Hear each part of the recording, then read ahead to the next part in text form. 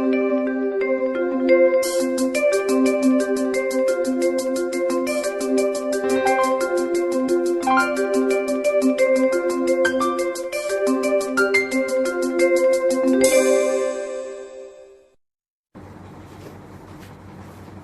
Student, આજે આપણે રાઉટના નિયમ પરથી રાઉટના નિયમનો જે ગ્રાફ છે એના પરથી એક એક્ઝામ્પલ જોઈશું.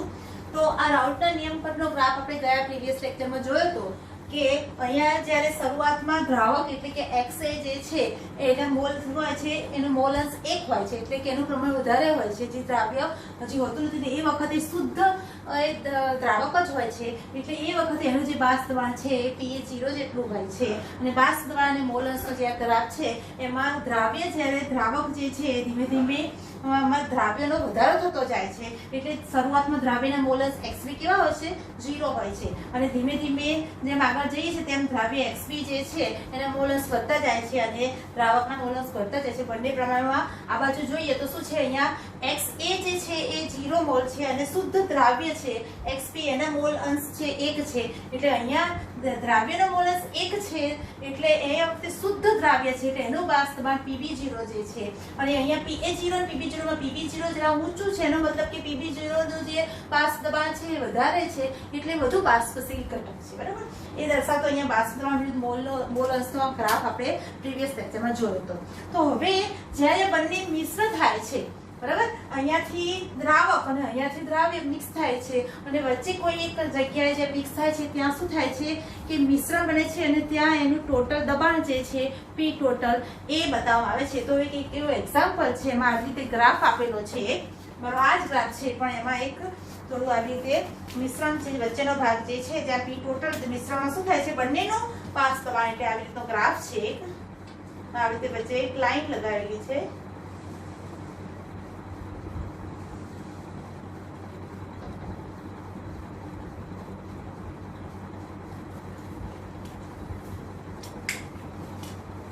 અહીંયા નામ આપ્યું છે R અને અહીંયા નામ આપ્યું છે U. R અને U. હવે આ જે ક્વેશ્ચન છે કે આવી રીતે ગ્રાફ આપેલો છે અને આ ક્વેશ્ચન જે છે કે RU - YQ * UV = બ્લેક શું થશે? બરાબર, તો અહીંયા તમે આ ગ્રાફ પરથી તમે કહી શકો કે રાઉલ્ટના નિયમ પ્રમાણે શું થશે કે જે P જે છે, બરાબર, P ટોટલ બરાબર આપણે હેનરીના નિયમ ડાલ્ટનના નિયમ પ્રમાણે શું થશે? P ટોટલ બરાબર શું થશે? P1 + P2 થાય છે, બરાબર, ડાલ્ટનના નિયમ પ્રમાણે બંને ઘટકોના બાષ્પ દબાણ જે છે એનો સરવાળો P ટોટલ થાય છે. બરાબર, પણ આપણે રાઉલ્ટના નિયમમાં શું કીધું કે P1 = શું થશે? P10x1. બરાબર, અહીંયા a લઈએ છીએ આપણે એટલે એ PAPB લઈશું. બરાબર, એ PA આપેલું છે તો PAPB લઈશું અને અહીંયા PA બરાબર શું થશે? PA0 * XA અને PB બરાબર શું થશે? PB0 * XB. therefore શું થશે? P ટોટલ બરાબર આ PA PB ની કિંમત જે છે આમાં મૂકી દઈએ એટલે શું થશે? PA0 XA plus PB0 XB. બરાબર, આવું થશે. હવે PA0 ની કિંમત શું છે? તો અહીંયા PA0 અહીંયા આપેલું છે. બરાબર, આ જે રેડ કલરથી જે પોઈન્ટ બતાવ્યા છે આ Q છે, આ U છે, આ V છે, આ W છે, R અને આ Y છે. બરાબર, હવે PA0 અહીંયા PA0 પોઈન્ટ છે એનો મતલબ કે આ દબાણ જે વાસ્તવમાં અહીંયાથી શરૂ કરીને અહીંયા સુધી જે છે એ વાસ્તવમાં PA0 છે, એટલે એ અંતર શું થશે? QYQ અથવા તો QY કહી શકશું, એટલે આપણે YQ લઈ લઈએ. બરાબર, YQ થશે. બરાબર, તો PA બરાબર શું થશે? YQ. એનો મતલબ પેનથી લખું તમને, આના બરાબર શું થશે? YQ. અને XA બરાબર શું થશે? તો XA જે છે અહીંયા શું છે? 1 છે અને અહીંયા XA શું છે? 0 છે. હંમેશા કિંમત 0 થી શરૂ કરીને સ્ટાર્ટ થાય તો અહીંયા જ્યારે બંને ભેગા થાય છે, બરાબર, તો એ વખતે શું થશે કે જે XA ની કિંમત અહીંયા શું થશે? XA આના મોલ અંશ અને આ દ્રાવ્યના મોલ અંશ, અહીંયા XA અને XB જે છે બંનેનું પ્રમાણ જોઈએ તો XA બરાબર 0 થી શરૂ કરીને અહીંયા એટલે XA બરાબર શું થશે? VU. શું થશે? VU. અને XB અહીંયાથી 0 થી શરૂ કરીને આ બાજુ થાય એટલે શું થશે? QU. થાય ક્યુ યુ થશે. આ યુ આપી દઈએ, રાઉન્ડ નથી કરું, યુ છે રાઉન્ડ અહીંયા, બરાબર.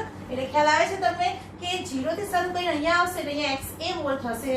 તો અહીંયા XA જે આ પોઈન્ટ આગળ જે છે મિશ્રણ જે થાય છે PA અને P1 અને P2 જે મિક્સ થાય છે, બરાબર. એટલે બંને વખતે અહીંયા મિશ્રણ બને છે. એ વખતે એનું જે દબાણ જે છે P ટોટલ એ શોધવાનું છે. તો P ટોટલ શું થશે? RU થશે. એટલે P ટોટલ બરાબર શું થશે? RU. આ P ટોટલ અહીંયા બંને મિક્સ થાય છે. RU બરાબર શું થશે? PA0 એટલે શું થશે? YQ અને XA બરાબર શું થશે? VU into VU plus PB0 શું થશે? તો આ PB0 છે, શું થશે? WV, બરાબર. WV ઇન્ટુ XB શું થશે? તો XB બરાબર શું થશે? અહીંથી શરૂ કરીને અહીંયા સુધી એટલે QU સોરી QU થશે, બરાબર. તો આ જે સમીકરણ છે આવી રીતે મૂલ્ય પરથી તમે શોધી શકો. તો આના પરથી આપણે કિંમત મેળવીએ કે RU જે છે અને YQ અને QU જે છે આ જે પછી આ બાજુ લઈ લઈએ એટલે RU minus YQ into VU is equal to શું થશે? WV ઇન્ટુ QU, બરાબર. તો અહીંયા જે છે જવાબમાં શું આવશે? આ આવશે, બરાબર. આવું ઘણી વખત ક્વેશ્ચન પૂછાઈ જતા હોય, તમે આ રીતે આન્સર આપી શકો. સમજાઈ ગયું? બરાબર. લખી લેજો. પછી આના પરથી બીજો એક એક્ઝામ્પલ છે, એનો પણ હું ગ્રાફ દોરી દઉં અને પછી સમજાવી દઉં.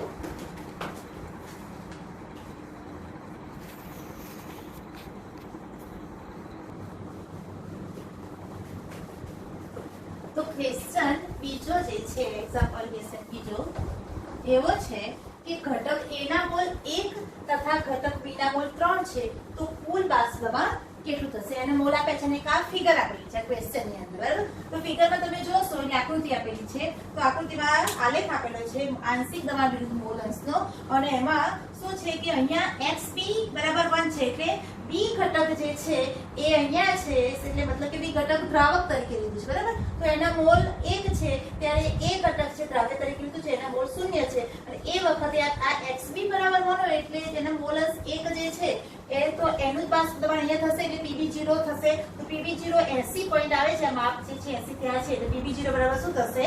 80, બરાબર. તો શું આપ્યું છે એમાંથી આપણે શું લખીશું? તો અહીં માહિતીમાં PB0 બરાબર કેટલું આપ્યું છે? 80. એવી રીતે XB બરાબર શું આપ્યું છે? મોલ અંશ XB બરાબર શું આપ્યું છે? 1, બરાબર. અને એવી રીતે XB મોલ અંશ અહીંયા 1 છે ત્યારે PB0, બરાબર. પછી બીજું અહીંયા ઘટક A ના મોલ જે છે 1 છે અને ઘટક B ના મોલ 3 છે, બરાબર. તો ઘટક A ના મોલ 1 છે તો હવે મોલ અંશ આપણે શોધવો છે, બરાબર. તો જે અહીંયા આપણે કુલ દબાણ શોધવાનું છે આ પોઈન્ટે, બરાબર. આ પોઈન્ટે કુલ દબાણ શોધવાનું છે. તો શું થશે કે એ વખતે P ટોટલ બરાબર શું થશે? તો P ટોટલ બરાબર PA પ્લસ PB થાય. P ટોટલ બરાબર PA પ્લસ PB થાય, બરાબર. હવે PA plus PB is equal to આપણે રાઉન્ડના નિયમ પ્રમાણે શું થશે? PA0 XA plus PB0 XB તરીકે લઈશું, બરાબર. PB0 80 આપ્યું છે, PA0 શું આપ્યું છે? તો PA0 અહીંયા જોશો તમે, અહીંયા x બરાબર 1 છે તે વખતે અહીંયા PA0 શું છે? તો કે 60. આની કિંમત આની સામે સરખી છે એટલે આ કિંમત અહીંયા પોઈન્ટ આપ્યું છે ને એક પોઈન્ટ આ બાજુ લંબાઈ એટલે 60 છે એટલે શું થશે? 60 હશે, બરાબર. તો PA0 PB0 હવે XA અને XB શું છે આપણે શોધવાના છે, એ શોધીશું. તો આમાં કિંમત મૂકીને આપણે જવાબ મળી જશે, બરાબર. તો XA ઘટક A ના મોલ અંશ જ્યારે મિક્સ થાય છે ત્યારે, બરાબર. શરૂઆતમાં તો આનો 1 છે ને અહીંયા આનો 0 છે, પણ જ્યારે મિક્સ થાય છે અહીંયા P ટોટલ વખતે તો એ વખતે એના મોલ અંશ કેટલા છે? તો મોલ આપ્યા છે. ઘટક A ના મોલ કેટલા આપ્યા છે? તો ઘટક A નો મોલ 1 છે, ઘટક B નો મોલ 3 છે, એટલે મોલ જે છે Na બરાબર 1 છે, NB બરાબર 3 છે. મોલ અંશ એટલે શું થશે? ઘટકના મોલ ભાગ્યા કુલ મોલ. તો XA બરાબર શું થશે? ઘટકના મોલ 1 ભાગ્યા 1 વત્તા 3 એટલે 4 1 ચતુર્થાંશ થશે. એવી રીતે XB બરાબર શું થશે? ઘટકના મોલ એટલે 3 ભાગ્યા 4 થશે, બરાબર. આ તો તમને બધાને ખ્યાલ આવી જ ગયો હશે મોલ અંશ શોધવાનો, બરાબર. મોલ પરથી મોલ અંશ ઘટકના મોલ ભાગ્યા કુલ મોલ, આ બંનેના મોલ 1 અને 3 છે એટલે ટોટલ મોલ 4 થશે, બરાબર. હવે આ કિંમત બધી આપેલી છે એ બધી જ કિંમત આપણે આ સૂત્રમાં મૂકીશું. બરાબર અહીંયા એને ફરીથી નીચે લખું છું કે પી ટોટલ બરાબર શું થશે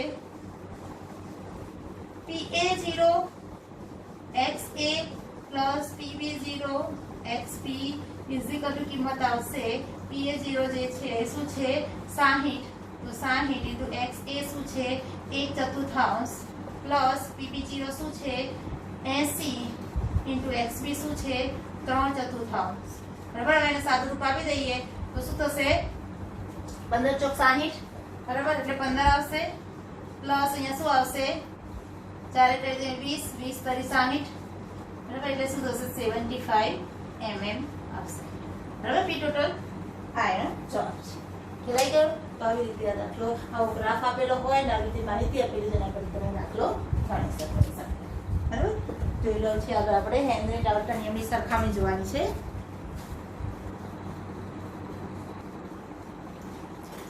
હવે અહીં આપણે જોઈશું હેનરીના નિયમમાં વિશિષ્ટ કિસ્સા તરીકે રાઉલ્ટનો નિયમ તો રાઉલ્ટના નિયમ પ્રમાણે આપણે શું જોયું તો રાઉલ્ટના નિયમ પ્રમાણે આપણે જોયું કે આપેલ દ્રાવણમાં જે પ્રત્યેક બાષ્પશીલ ઘટક જે છે એનું બાષ્પ દબાણ જે છે એ શું છે એના મોલ અંશના સમપ્રમાણમાં છે એટલે આપણે જોયું P1 ચલે છે x1 therefore આપણે શું લીધું હતું કે P1 P10 x1 બરાબર અને એ જ પ્રમાણે જ્યારે હેનરીના નિયમ આપણે જોતા કે પ્રવાહી દ્રાવક કે જેમાં વાયુમય જે પદાર્થ જે છે દ્રવ્ય તરીકે છે તો એવા પ્રવાહી દ્રાવણ જેમાં એક ઘટક જે છે વાયુ જે છે કેવો છે બાષ્પશીલ છે તો એના માટે આંશિક બાષ્પ દબાણ જે છે વાયુનું આંશિક બાષ્પ દબાણ શું આવે છે વાયુનું આંશિક બાષ્પ દબાણ જે P છે એ ચલે છે મોલ અંશના એના દ્રાવણમાં રહેલા મોલ અંશના બરાબર એટલે શું થશે P ઇઝ ઇક્વલ ટુ આપણે શું લીધું KH હેનરી અચળાંક ઇન્ટુ એના મોલ અંશ બરાબર તો અહીંયા શું જોયું કે આપણે રાઉલ્ટના નિયમ અને બંનેમાં પરથી આપણે શું નક્કી થાય છે કે જે બાષ્પ દબાણ જે છે અહીંયા પણ બાષ્પ દબાણ છે આ પણ બાષ્પ દબાણ છે એ શેના મોલ અંશના સમપ્રમાણમાં છે બરાબર તો બાષ્પ દબાણ એ શું છે અથવા આંશિક દબાણ બાષ્પ દબાણ એ શેના મોલ અંશના સમપ્રમાણમાં છે બરાબર પરંતુ શું છે માત્ર શું અલગ છે તો P1 ની જગ્યાએ શું આવી જાય છે KH આવી જાય છે બરાબર તો P1 માંથી KH ફેરવાય છે એટલે આમ હેનરીના નિયમ રાઉલ્ટના નિયમ જે છે એ હેનરીના નિયમના વિશિષ્ટ કિસ્સા તરીકે રાઉલ્ટનો નિયમ જે છે સાબિત થાય છે અને શું થાય છે એમાં નક્કી કે જ્યાં આપણે શું થાય છે P10 હેનરી અચળાંક KH બને છે બરાબર તો આટલો ફેર હોય છે અને જ્યાં P1 ની જગ્યાએ શું લખવામાં આવે છે હેનરીના નિયમમાં KH લખવામાં આવે છે બરાબર તો આ નિયમની સરખામણી થઈ હવે આગળ જે છે કે પ્રવાહી દ્રાવણ જે છે પ્રવાહી દ્રાવણમાં આપણે જોયું હતું કે રાઉલ્ટના નિયમ આપણે ભણી ગયા કે પ્રવાહી દ્રાવણમાં હેનરીના નિયમ આપણે એવું ભણ્યા કે પ્રવાહી દ્રાવણમાં દ્રાવક તરીકે તો પ્રવાહી જ હોય તો જ એ પ્રવાહી દ્રાવણ કહેવાય પરંતુ દ્રાવ્ય તરીકે વાયુ હતો રાઉલ્ટના નિયમ આપણે જોયું કે બંને પ્રવાહી દ્રાવણ હતા અને બંને બાષ્પશીલ હતા એ વિશે જોયું હવે આપણે પ્રવાહી દ્રાવણમાં દ્રાવ્ય તરીકે ઘન પદાર્થ હોય છે બરાબર તો એના વિશે જોઈશું તો એ કિસ્સામાં અભ્યાસ કરીશું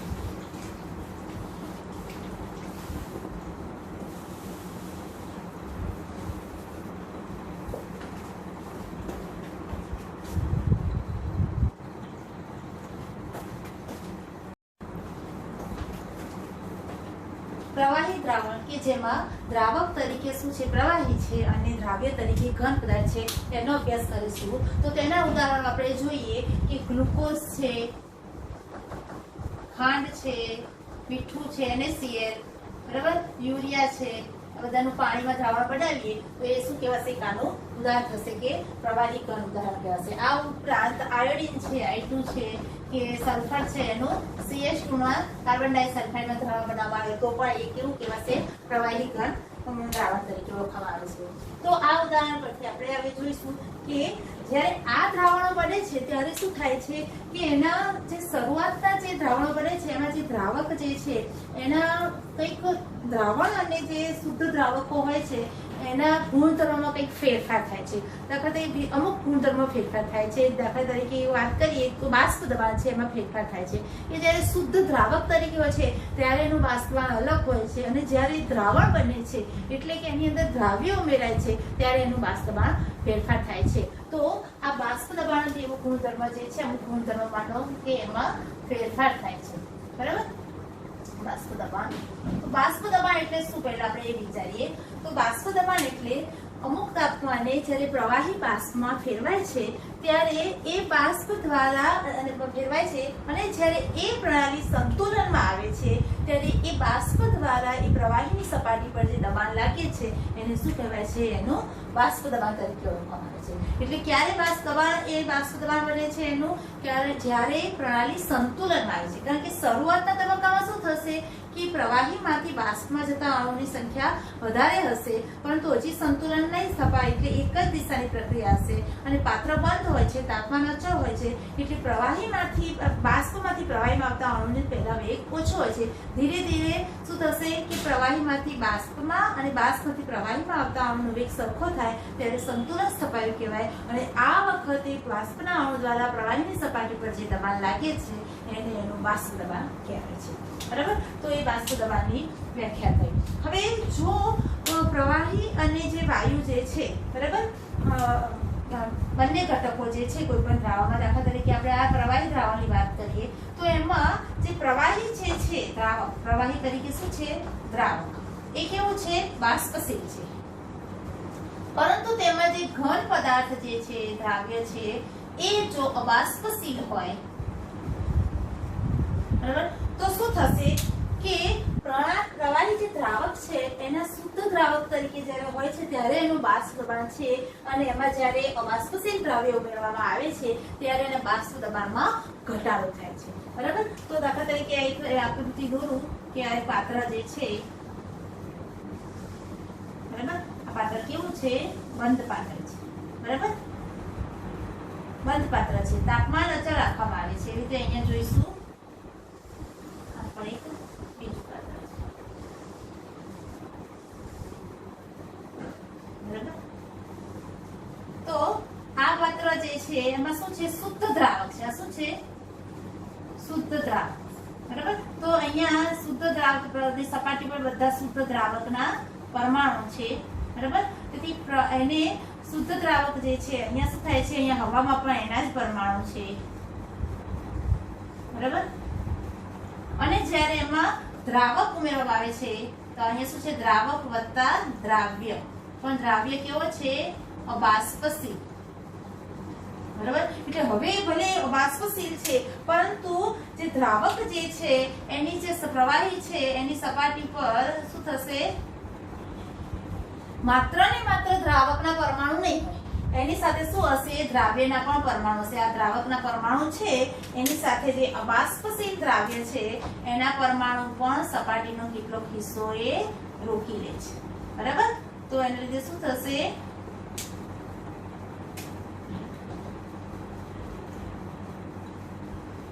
બરાબર? તો કેટલોક હિસ્સો આ બાષ્પશીલ જે દ્રાવક છે, દ્રાવ્ય છે, એને પણ રોકે છે. એટલે સમગ્ર જે પ્રવાહીની સપાટી પરથી બાષ્પમાં જતા અણુની સંખ્યા શું થશે? આવી ગયા દ્રાવ્ય, એટલે શું થશે? ઘટાડો થશે. પરિણામે હવે બાષ્પમાં પ્રવાહી દ્રાવક જે છે, બરાબર, એમ પ્રવાહી દ્રાવક જે છે એના અણુ બાષ્પમાં જતા હશે, કેવા થઈ જશે? ઓછા થઈ જશે. હવે આના જેટલા નહીં રહે. બરાબર? ઓછા થશે. એટલે એના દ્વારા જે લાગતું બાષ્પ દબાણ છે કેવું થશે? ઓછું થશે. એટલે બાષ્પ દબાણમાં શું થશે? ઘટાડો. ક્યારે? એ શુદ્ધ દ્રાવક હોય છે ત્યારે જે બાષ્પ દબાણ હોય છે એના કરતા એમાં અબાષ્પશીલ દ્રાવ્ય પદાર્થ ઉમેરવામાં આવે છે ત્યારે એના બાષ્પ દબાણમાં ઘટાડો થાય છે. કારણ કે અબાષ્પશીલ દ્રાવ્યના અણુ જે છે સપાટી પર કંઈક વિસ્તારને એ પણ રોકી લે છે, એટલે શુદ્ધ દ્રાવકના જે અણુ છે એ સપાટી પ્રવાહીમાંથી બાષ્પ જતા જે અણુ છે એની સંખ્યામાં ઘટાડો થાય છે. અને હવે આ જે બાષ્પ દબાણનો ઘટાડો છે એ કોઈ દ્રાવ્ય પદાર્થ છે એના સ્વભાવ પર આધાર નથી રાખતો. એ શેના પર આધાર રાખે છે? તો જથ્થા પર. ઉદાહરણ તરીકે જો તમે 1 મોલ યુરિયા જે છે અને એને 1 કિલોગ્રામ પાણીમાં ઉમેરો તો જેટલો બાષ્પ દબાણમાં ઘટાડો થશે એટલો જ બાષ્પ દબાણમાં ઘટાડો 1 મોલ NaCl જે છે એને પાણીમાં ઉમેરવાથી થાય એટલો જ થાય છે. એટલે એના જથ્થા પર આધાર રાખે છે દ્રાવ્યના, એના સ્વભાવ પર આધાર રાખતો નથી બાષ્પ દબાણનો ઘટાડો. બાષ્પ દબાણનો ઘટાડો એ કેવો છે? જથ્થા પર આધાર રાખતો હોવાથી સંખ્યાત્મક ગુણધર્મો આવે છે અને એના વિશે તમને આગળ હું સમજાવીશ. પણ અહીંયા આપણે આ એટલું ધ્યાન રાખવાનું છે કે આવી રીતે શું થાય છે? બાષ્પ દબાણમાં ઘટાડો થાય છે. આમ રાઉલ્ટના નિયમ પ્રમાણે શું થશે કે કોઈ પણ દ્રાવણ માટે, કોઈ પણ દ્રાવણ હોય એના માટે જે બાષ્પશીલ ઘટક જે છે, આ દ્રાવણ છે માટે બાષ્પશીલ ઘટક કોણ છે? દ્રાવક. બરાબર. તો બાષ્પશીલ ઘટક જે છે એનું જે આંશિક બાષ્પ દબાણ છે એ દ્રાવણમાં તેના મોલ અંશના સમપ્રમાણ છે. તો અહીંયા દ્રાવક બાષ્પશીલ છે તો એના મોલ અંશ જે છે એનો આંશિક બાષ્પ દબાણ શું થશે? P1 જે છે એ શું છે? એના મોલ અંશ x1 ના સમપ્રમાણ છે. therefore શું થશે? P1 P10 x1 તરીકે. બરાબર. હવે એનો જે ગ્રાફ જે છે ગ્રાફ જોઈશું આપણે. તો બાષ્પ દબાણ વિરુદ્ધ મોલ અંશનો ગ્રાફ જોઈશું. આ બાષ્પ દબાણ વિરુદ્ધ દ્રાવકના મોલ અંશ નો ગ્રાફ જોઈશું. તો શું આવશે? દ્રાવક જે છે એના મોલ અંશ અહીંયાથી 0 છે ને અહીંયા 1 છે. તો દ્રાવકના મોલ અંશ 1 છે તો અહીંયા જે શુદ્ધ દ્રાવક બાષ્પ દબાણ શું થશે? P10 થશે. બરાબર. અને એ ગ્રાફ જે છે કેવો આવે છે? આવો આવે છે. બરાબર. બાષ્પ દબાણમાં શું થાય છે? બાષ્પ દબાણનું જે મૂલ્ય છે મોલ દ્રાવકનું એ શું છે? 1 છે. એટલે વખતે P10 છે અને એનું બાષ્પ દબાણ ધીમે ધીમે શું થાય છે? ઘટતું જાય છે. એટલે દ્રાવકના મોલ અંશ અને બાષ્પ દબાણનો જે ગ્રાફ છે કેવો મળે છે? રેખીય મળે છે. બરાબર. તો અહીંયા આપણે આ પ્રવાહી દ્રાવકમાં જે બાષ્પ દબાણ છે એનો અભ્યાસ કર્યો અને હવે આગળ આપણે આદર્શ અને બિન આદર્શ દ્રાવણ જે છે એના વિશે ભણીશું.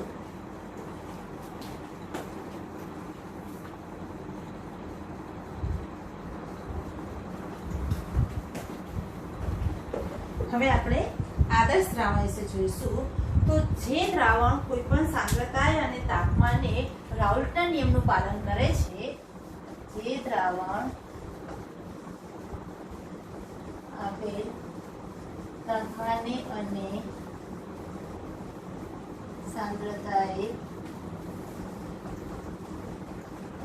રાઉલ્ટના નિયમનું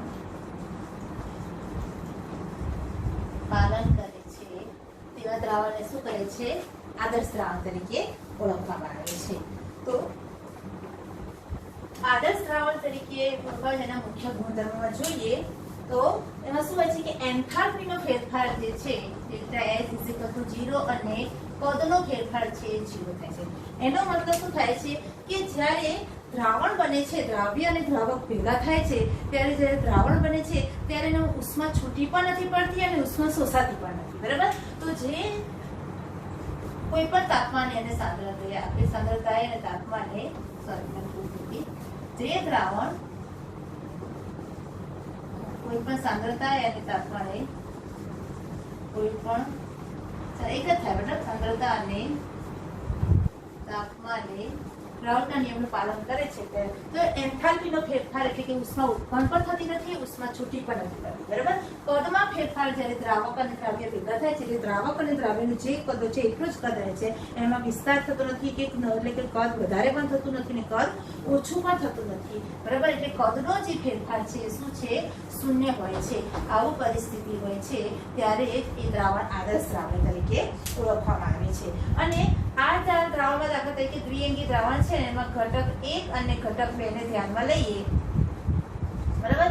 તો ઘટક A અને B ને ધ્યાનમાં લઈએ તો A ઘટક છે એના જે કણો છે એને વચ્ચે A પ્રકારનો આંતરાણુ આકર્ષણ બળ હોય છે અને B ઘટક છે એમાં B પ્રકારનો આંતરાણુ આકર્ષણ બળ હોય છે. અને જ્યારે એને મિક્સર કરવામાં આવે છે ત્યારે એમાં A અને B ઉપરાંત AB પ્રકારનું પણ અણુ જોવા મળે છે. પરંતુ આ AB પ્રકારના અણુમાં જે આંતરાણુ આકર્ષણ બળ છે એ A અને B જેટલા જે અણુમાં જે આંતરાણુ આકર્ષણ બળ હતું એના જેટલું જ આંતરાણુ આકર્ષણ બળ હોય તો આ વર્તણૂક આદર્શ વર્તણૂક તરીકે ઓળખાય. બરાબર. પણ આવું લગભગ કેવું છે? દુર્લભ હોય છે. આમ છતાંય કેટલાક દ્રાવણોના ઉદાહરણ છે દાખલા તરીકે નોર્મલ હેક્સેન, ઉપરાંત નોર્મલ હેપ્ટેન છે, બ્રોમોઇથેન છે, ક્લોરોઇથેન છે, બરાબર, બેન્ઝીન છે અને ટોલ્યુઇન છે. આ શું છે એના ઉદાહરણ છે. તો આવા જે બંને પદાર્થના જે દ્રાવણો જે છે એ લગભગ આદર્શ દ્રાવણ જેવી પત્રો ધરાવે છે. આ ઉપરાંત હવે આવશે બિન આદર્શ દ્રાવણ. બરાબર,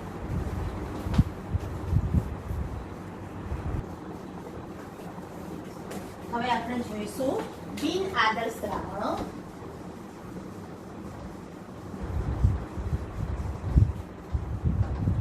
બિન આદર્શ દ્રાવણો એ સાંદ્રતાના સમગ્ર ગાળા દરમિયાન રાઉલ્ટના નિયમનું પાલન કરતા નથી. તો એવા દ્રાવણોને શું કહે છે? બિન આદર્શ દ્રાવણો. બરાબર, તો બિન આદર્શ દ્રાવણો છે એમાં બરાબર, તો બિન આદર્શ દ્રાવણમાં શું છે? રાઉલ્ટના નિયમનું પાલન નથી કરતા. એટલે કે જો આવા દ્રાવણમાં રાઉલ્ટના નિયમ પ્રમાણે જે બાષ્પ દબાણ હોવું જોઈએ, અનુમાનિત કરેલું બાષ્પ દબાણ કે આટલું હોવું જોઈએ, જે સમીકરણ પ્રમાણે રાઉલ્ટના નિયમ પ્રમાણે પી ટોટલ કરીને કરી છે ને, એટલે જે બાષ્પ દબાણ હોવું જોઈએ એ બાષ્પ દબાણ કરતા શું થાય છે કે બાષ્પ દબાણ કાં તો ઓછું આવે છે કાં વધારે આવે છે. બરાબર, જો ઓછું આવે તો શું કહેવાશે? ઋણ વિચલન, અને વધારે આવે એ અનુમાનિત કરેલા બાષ્પ દબાણ કરતા તો શું કહેવાશે? ધન વિચલન કહેવાશે. બરાબર, હવે દાખલા તરીકે દ્રાવકના જે ઘટક જે છે, દ્રાવક ઘટક 1 અને દ્રાવ્ય ઘટક 2 જે મિક્સ કરવામાં આવે છે ત્યારે ઘટક A માં એ પ્રકારના પરમાણુ હોય છે. એટલે પેપરનો જે A પ્રકારનો આકર્ષણ બળ હોય છે, અહીંયા BB પ્રકારનો આકર્ષણ બળ હોય છે. બરાબર, અને જ્યારે શું થાય છે? મિક્સ થાય છે ત્યારે AA અને AB ઉપરાંત BB ઉપરાંત AB પ્રકારનું આકર્ષણ બળ પણ થશે, આંતરાણવી આકર્ષણ બળ બંધાશે. ત્યારે આ આંતરાણવી આકર્ષણ બળ જે છે એ AA અને BB જે છે એના આંતરાણવી આકર્ષણ બળને સરખું હશે તો એ આદર્શ વર્તણૂક ધરાવે છે. પરંતુ અહીંયા આપણે બિન આદર્શ દ્રાવણની વાત કરીએ છીએ, એનો મતલબ કે AB પ્રકારનું આંતરાણવી આકર્ષણ બળ છે એ AA અને BB પ્રકારના અણુ વચ્ચેનું જે આકર્ષણ બળ હતું એના કરતાં કાં ઓછું છે કાં વધારે છે. બરાબર, જો ધન વિચલનની વાત કરીએ તો શું થશે કે ધન વિચલન શું થશે? બાષ્પ દબાણ કેવું હશે? બાષ્પ દબાણ એ વધારે હશે. બરાબર, બાષ્પ દબાણ વધારે હશે. બાષ્પ દબાણ એ રાઉલ્ટના અનુમાનિત કરેલ બાષ્પ દબાણ કરતા કેવું હશે? વધારે હશે. તો કેવું આવશે? ધન વિચલન આવશે. શું આવશે? ધન વિચલન. બરાબર, અને ધન વિચલન આવશે એનો મતલબ શું થયો કે AB પ્રકારનું જે આંતરાણવી આકર્ષણ બળ છે કેવું છે? નબળું છે. સમજજો, અહીંયા જો નબળું હશે તો જ AB પ્રકારનું આકર્ષણ બળ મજબૂત નહીં હોય. નબળું હશે તો અણુ એકબીજા સાથે એકદમ મજબૂતાઈથી નહીં જોડાય અને શું થશે? ઇઝીલી એ શું થશે? વાયુમાં રૂપાંતર થઈ જશે. અને વાયુમાં રૂપાંતર થશે એટલે વાયુમય ઘટકમાં વધારો થશે એટલે ઓબ્વિયસલી બાષ્પ દબાણ કેવું થશે? વધશે. અને બાષ્પ દબાણ વધશે એટલે અંદાજિત કરેલો રાઉલ્ટના નિયમ પ્રમાણે જે બાષ્પ દબાણ હોવું જોઈએ એનાથી બાષ્પ દબાણ વધશે એટલે ગ્રાફ શું થશે? વિચલન પામશે. અને કઈ તરફ વિચલન પામશે? વધારા તરફ, એટલે ધન વિચલન થશે. એટલે જ્યારે ધન વિચલન હોય છે ત્યારે બાષ્પ દબાણ રાઉલ્ટના અંદાજિત કરેલ બાષ્પ દબાણ કરતાં વધારે હોય છે. અને વધારે ત્યારે જ હોય કે ત્યારે બનતું જે AB પ્રકારનું આંતરાણવી આકર્ષણ બળ કેવું હોય છે? નબળું હોય છે. બરાબર, એવી જ રીતે જો AA અને BB પ્રકાર કરતા AB આંતરાણવી આકર્ષણ બળ છે એ જો પ્રબળ હશે તો શું થશે? વાયુઓ જે છટકી નહીં શકે. બરાબર, મજબૂતાઈથી અણુ ઘટક જોડાયેલા હશે તો એ છટકીને બાષ્પ કલામાં નહીં જઈ શકે એટલે બાષ્પ દબાણ ઓબ્વિયસલી ઓછું થશે. એટલે જો આ AB આકર્ષણ બળ પ્રબળ હશે AA અને BB કરતા તો શું થશે? બાષ્પ દબાણ કેવું થશે? ઘટશે. જે રાઉલ્ટના અંદાજિત કરેલા બાષ્પ દબાણ કરતા, અને એને કારણે શું થશે? ઋણ વિચલન તમને જોવા મળશે. બરાબર, તો આ પ્રકારનું આકર્ષણ બળ ધન વિચલન એવું વિચલન રીતે સમજાવવામાં આવે છે. અને તેને ગ્રાફ દોરીને તમને સમજાવું કે ધન વિચલન અને ઋણ વિચલન હશે ત્યારે કેવી પ્રકારનો ગ્રાફ આવે છે. તો દાખલા તરીકે આપણે રાઉલ્ટના નિયમ પ્રમાણે આપણે આવી રીતે ગ્રાફ દોરતા હતા.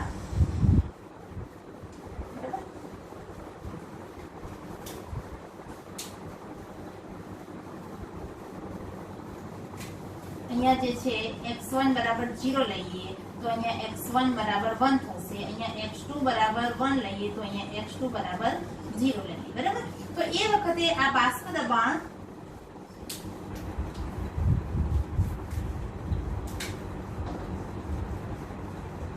દબાણ વિરુદ્ધ મોલ અંશનો આપણે આલેખ દોરતા હતા. આ રાઉલ્ટના નિયમ આપણે આલેખ ઘણી બધી વાર દોર્યો છે. એટલે તો એ વખત શું થતું હતું કે અહીંયા જે છે x1 એ છે 0 છે ને x2 1 છે, તો અહીંયા જે આપણે બાષ્પીભવન લઈએ દાખલા તરીકે અહીંયા જે લઈએ તો x2 1 છે, તો અહીંયા શું થશે p2 છે એટલે શું થશે p2 0 થશે, બરાબર. અને અહીંયા x1 1 છે, તો અહીંયા જો આ દબાઈએ તો આ શું થશે p1 0 થશે, બરાબર. હવે આનો જે ગ્રાફ આવે આપણે કેવું કરીએ છે આ રીતે દોરતા હતા ને, આનો ગ્રાફ છે સીધો અહીંયા એમ, બરાબર. તો જે આ જે આવતો તો એ p ટોટલ આવતો તો, બરાબર. આ શું છે p ટોટલ. એટલે શું થશે કે જે બાષ્પ દબાણ જે રાઉલ્ટના નિયમ પ્રમાણે આવું છે આવી રીતનું નથી દર્શાવતું, તો એના કરતાં વધારે બાષ્પ દબાણ દર્શાવે છે. એટલે શું થશે આ જે બાષ્પ દબાણ છે એ પણ શું થશે આ વધારો થશે, ધન વિચલન જશે. આમાં પણ કેવું જોવા મળશે ધન વિચલન જોવા મળશે. અને આ જે p ટોટલ છે એમાં પણ શું જોવા મળશે ધન વિચલન જોવા મળશે. તો આ શું થયું ધન વિચલન, બરાબર. કેમ કે એ બી પ્રકારનું આકર્ષણ બળ કેવું છે નબળું છે, બરાબર. તો ધન વિચલન વાળો ગ્રાફ છે. હવે એવી રીતે જો ઋણ વિચલન વાળો ગ્રાફ હશે તો શું આવશે, આ ગ્રાફમાં જે આ રેખા છે એ બ્લેક કલરથી દોરું છું, જો નીચેની સાઈડ આવશે આ જે લાઈન છે એનાથી નીચેની સાઈડ આવશે આમ ગ્રાફથી અંદાજિત કરેલા વાસ્તવમાંથી કેવું છે આ નીચેની સાઈડ આવશે, તો શું થશે આ ગ્રાફ પણ કેવો આવશે નીચેની બાજુ આવશે. તમે અલગ કરીને પણ દોરી શકો છો, બરાબર. તો એ વિચલન કેવું થશે ઋણ વિચલન થશે, બરાબર. તો આવી રીતે ધન અને વિઋણ વિચલન જે છે એની ફિગર જે છે તમે અલગ કરીને ગ્રાફ પણ દોરી શકો છો. અમે તમને આમાં બતાવી દીધું કે જે મેઇન જે રાઉલ્ટના નિયમ પ્રમાણે જે ગ્રાફ આવવો જોઈએ, જે રેડ લાઈન છે એ પ્રમાણે છે, બરાબર. પરંતુ એના કરતા ઓછું બાષ્પીભવન હશે તો શું થશે